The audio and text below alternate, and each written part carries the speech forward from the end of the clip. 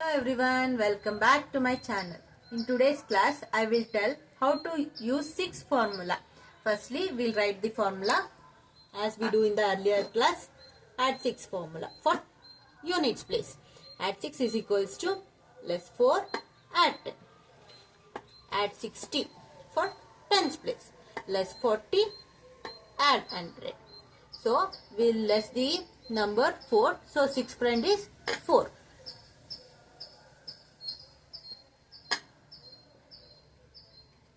ಇದೇ ತರ ಓದ್ ಕ್ಲಾಸ್ ಅಲ್ಲೆಲ್ಲ ಯಾವ ತರ ಮಾಡಿದ್ವಲ್ಲ ಅದೇ ತರನೇ ಫಸ್ಟ್ ಫಾರ್ಮುಲಾ ಬರ್ದಿದ್ದೀನಿ. ನೆಕ್ಸ್ಟ್ ಪ್ರಾಬ್ಲಮ್ ಹೆಂಗ್ ಸಾಲ್ವ್ ಮಾಡೋದು ಅನ್ನೋದನ್ನ ತೋರಿಸ್ತೀನಿ.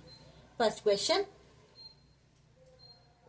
2 7 6. ಸೆಕೆಂಡ್ 3 6 6. Third question 8 1 6.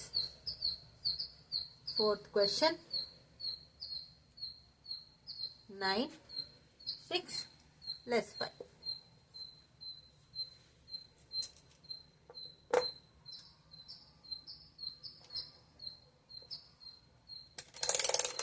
So ನೋಡಿ 2 ಡೈರೆಕ್ಟ್ ಇದೆ, 7 ಡೈರೆಕ್ಟ್ ಹಾಕ್ಬೋದು, ಬಟ್ 6 ಡೈರೆಕ್ಟ್ ಹಾಕಕ್ ಆಗಲ್ಲ. ಸೊ ನಾನು ಫಾರ್ಮುಲಾ ಯೂಸ್ ಮಾಡ್ತೀನಿ. 6 ಫಾರ್ಮುಲಾ ಏನು? Less 4 add 10.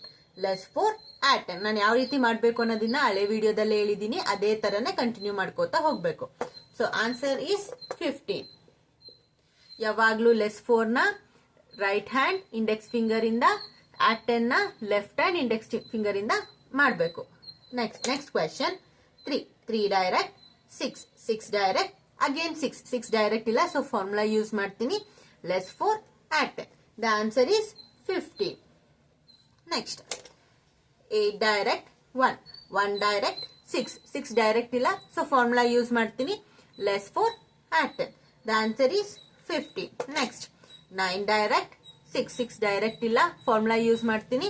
Less 4 add 10. Next less 5 direct. The answer is 10. ಈ ತರ ನಾವು 6 ಫಾರ್ಮುಲಾ ಯೂಸ್ ಮಾಡಿ ಪ್ರಾಬ್ಲಮ್ಸ್ ನ ಮಾಡ್ತೀವಿ. ಇನ್ನೊಂದು 4 ಪ್ರಾಬ್ಲಮ್ಸ್ ಕೊಡ್ತೀನಿ, ನೀವೇ ಟ್ರೈ ಮಾಡಿ.